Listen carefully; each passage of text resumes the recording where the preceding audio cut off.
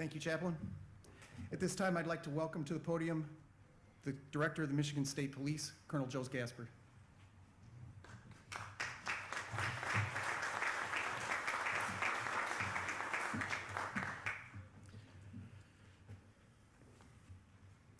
Good morning. Thank you, Captain Hins. Before I get started, just want to acknowledge that we did have an injured trooper in line of duty last night, suffered a gunshot wound, so wishing him best wishes and fast recovery. Besides that, what a wonderful day, what a wonderful way to start a day. Together among colleagues and supporters in celebration of a state-of-the-art facility. So many of our department's facilities are antiquated, and one by one, we're committed to updating them to better support our members. But despite shortcomings and the inconvenience that these outdated buildings can pose, I'm proud of the fact that the men and women of the Michigan State Police continue to show up and provide nothing short of amazing service day in and day out. So let's be clear, a building is just a building, and it doesn't make the department or the service that we provide. It's our members who make those important contributions. But I must say that it is really something special when the building matches the high caliber of the professionalism our members display on a daily basis. There's many people to thank for their efforts to make this project a reality. From Governor Whitmer, who we will hear from shortly, to the Joint Capital Outlay Committee and the officials here in the city of Walker, including Mayor Gary Carey Jr., who was in attendance, to our esteemed legislators, some of which are also joining us, including Representative Rachel Hood, Representative Tommy Brand, Representative Pauline Wenzel, and Representative Christine Morris. Thank you for your support and your attendance here today. I'd also like to express my gratitude to the staff of the Michigan Department of Technology, Management, and Budget, who worked in conjunction with our MSP Management Services section to oversee this project. Thank you also to Owen Ames Kimball Company and the Hobbs and Black Architects and the many men and women who worked on this amazing facility. Back in August 16th of 2018, when we broke ground at this location, no one would have comprehended the challenges that were to come in the form of a global pandemic that ultimately resulted in a 6-month construction delay. As we all well learned how to safely navigate this new environment, we thankfully to the perseverance, dedication, and commitment of all involved, we find ourselves here today. As we look back to the very beginning, it all started with the Rockford Post, which was built in 1936 as part of the Works Progress Administration. The post was a mere 7,900 square feet and just over a half acre of land. In other words, it was pretty small. The main roadway at the time was Northland Drive, which was the main travel route from north to south. The placement of the post allowed the troopers to easy access for calls for service. However, over time, the construction of US 131 as the new north-south thoroughfare, the ability for troopers to respond to highway crashes and calls for service became much less efficient. Over the next several years, technology, vehicles, and staffing changed dramatically. The little post became not only the home of the Rockford Post and its personnel, but also that of the 6th District headquarters and many specialty units. To say it was bursting at the seams would be an understatement. Every inch of space was being utilized, including a closet that was turned into an office.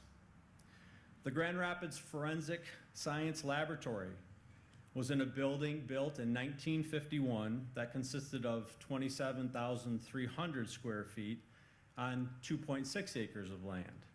While it was larger than the post, it posed its own problems. There were leaks with the HVAC system in the roof. Blown fuses were a common problem, and the building was not handicap accessible just to name a few of the issues that people dealt with daily. Despite these challenges, our scientists and technicians pressed on, processing over 12,500 cases per year, or 40,000 pieces of evidence in an outdated, overcrowded, and at times unsafe facility. It is with this backdrop that in 1993, then Captain Kelly Steinbauer submitted a proposal for a new MSP complex in the Grand Rapids area that he proposed could be completed within 5 years. Every accomplishment starts with a decision to try. And it may have taken us 28 years to bring Captain Steinbauer's vision to life, but we've done it.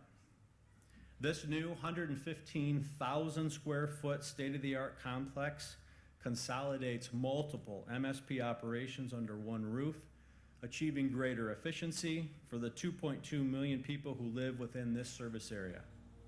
This new facility provides our troopers, civilians, detectives, analysts, and scientists with the tools to continue to provide high-quality service well into the future. With its central location and ease of access, calls for service can be handled with greater efficiency. Our law enforcement partners can easily access lab facilities for evidence processing and can utilize the various training rooms for yearly refreshers and meetings. For our guests here today, I hope you'll be able to join us for a facility tour to see exactly what a gem this facility is. It's certainly a point of pride for us, and we can't wait to share it with you. At this time, I now have the honor welcome to the podium Governor Gretchen Whitmer. As a lifelong Michigander and a former prosecutor, attorney, educator, state representative, and senator, Governor Whitmer is focused on getting things done that will make a positive difference in the people's lives here in our state. Her leadership helped get the once-in-a-century pandemic under control and laid the groundwork to rebuild Michigan's economy back stronger than ever. She's focused on fixing our roads, cleaning up drinking water, investing in our schools, and expanding opportunity for all. Closest to our hearts, she's been a strong advocate and supporter of law enforcement and the public safety by making continual investments in our department. It is now my pleasure and honor to welcome to the podium Governor Gretchen Whitmer.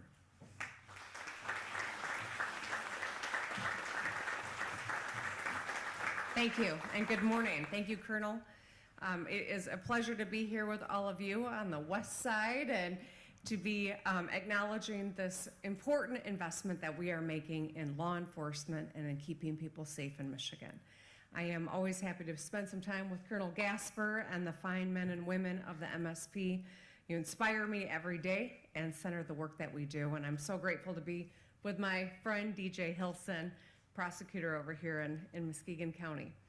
Of course, our thoughts and prayers are with the family and the trooper who is recovering from being shot in the line of duty last night or early this morning. Today, though, we are here to acknowledge this important investment that we are making and that we've seen come to fruition. A vision that started as an idea 28 years ago, before some of the men and women who are troops now were even born. So it is thrilling to see that this progress has been made on a project that's something that's so important, that supports our brave law enforcement officers who work so hard every single day on all of our behalf to keep our communities and our people safe. As a former prosecutor and as your governor, I share the dedication that you show every day to public service, and I commend you for always putting people first. That sense of service is something that unites us. Since taking office, we've been laser focused on putting Michiganders first and delivering on the kitchen table issues that make a real difference in people's lives. Just last week, I was able to sign a bipartisan budget bill, and I'm grateful for representatives on both sides of the aisle who are here today in force. This budget that we were able to find common ground on funds law enforcement by delivering more resources to state police to help hire more troopers and expand and improve training, helps us invest in our 911 system upgrades, put 167,000 Michiganders on a path to tuition-free higher education or skills training, expands low or no-cost childcare to 105,000 Michigan kids, and repairs or replaces 100 bridges, creating 2,500 jobs in the process and keeping you safe as you're patrolling Michigan roads. These budget bills build on the bipartisan progress we made last summer when it comes to educating our kids and making a $17 billion investment in the education of Michigan kids. When we work together, we can accomplish great things. There's no question. We've shown that. And as we emerge from this once-in-a-century pandemic, we are poised for a once-in-a-generation economic comeback as well. And I'm going to continue focusing on those fundamentals because that's what's really important, and that's what the people of our state expect, and frankly, that's what they deserve. So the facility that we are opening today really is a game changer for the state police. It'll help you all do your jobs more effectively. We're bringing 3 facilities, the Grand Rapids Post, the Grand Rapids Forensic Sciences Laboratory, and the 6th District Headquarters together under one roof. It'll increase collaboration and it'll drive down costs. And this is 115,000 square feet of possibility, staffed by laboratory professionals, uniformed troopers and sergeants, and special units like the fire investigation and crash reconstruction units. I want to commend the MSP for the building, the real estate and facilities experts who came together with the DTMB for working together to get this done. And I want to briefly touch on some of our shared priorities: keeping families and communities safe and reducing crime. The FBI crime report that came out recently is clear. Violent crime is up all across the United States. Every Michigander, no matter who they are, where they live, deserves to feel free and safe and know that they are able to live their Michigan and American dream without being confronted by crime and violence. And that needs to be true for every person in every single community. We won't accept normalcy as one where we've got to worry about these things, and that's why our work in this space is so important. And that's why today I am proposing a $6.35 million investment to get illegal guns off of our streets and reduce crime further. To do that, we need to tackle our backlog in our court system.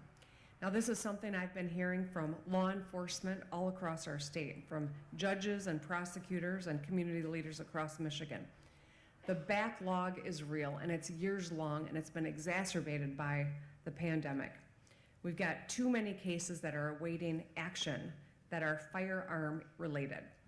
It's piled up during the pandemic, and by making this $6.35 million investment, we can bring it down.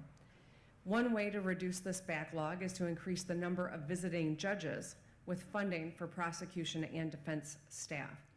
This will ensure that justice is done for our communities, and Michiganders who've already been convicted or awaiting sentencing are not on the street during the months and in some cases years between. So I look forward to discussing this and other pieces of our plan in the weeks ahead, and I know that the legislature and I can come together on this shared priority. We can make these investments in public safety together. Our guiding principles have to be clear. We need to bring down crime. We need people to feel safe and to be safe. We need more perspectives at the table, and that's why my team and I have been meeting with hundreds of law enforcement experts, officers, community leaders, faith leaders, and families over the last few months in particular. And based on those conversations, we've put together a framework that utilizes $75 million of federal funds that have been available to Michigan through the American Rescue Plan to invest directly in public safety. And this framework is broken into 3 big buckets informed by all of you, the experts. The first, today's proposal to tackle our court backlog and get illegal guns off the streets. The second, resources to help law enforcement be better equipped to reduce crime. And third, holistic investments to expand opportunity through education, jobs, and our improvements in our criminal justice system. Please know that as governor and a former prosecutor, I've got your back. This will center the work that I continue to do so long as I'm the governor of this great state. I recognize and appreciate the incredible sacrifices that our law enforcement community makes every single day. Together, we are going to build a more safer, more just Michigan where every person, every family can thrive, and where every child gets a great education and every person has a path to a good life in this great state. So we will continue to work together on that front. And now I would like to pass it over to my friend, Muskegon County Prosecutor DJ Hilson, who will talk a little bit about the backlog, what an investment could mean in terms of their efforts to keep people safe and to work in conjunction with the incredible law enforcement officers we honor today. Thank you, and please welcome DJ Hilson.